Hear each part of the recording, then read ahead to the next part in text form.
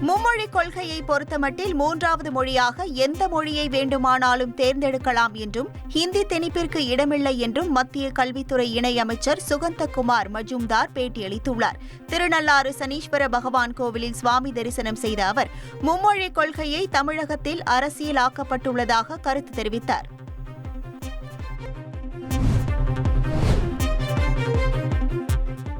போதுமான மக்கள் ஆங்கிலம் பேசாததுதான் தமிழ்நாட்டின் பிரச்சினை என்று மத்திய அமைச்சர் ராம்தாஸ் அத்வாலே தெரிவித்துள்ளார்.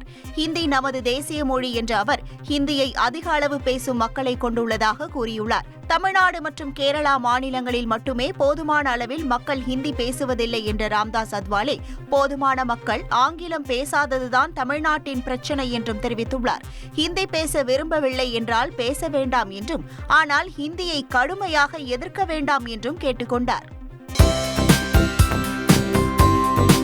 தந்தி டிவியை உங்கள் கேபிள் டிவி ஆபரேட்டரிடம் இலவசமாக கேட்டு பெறுங்கள்.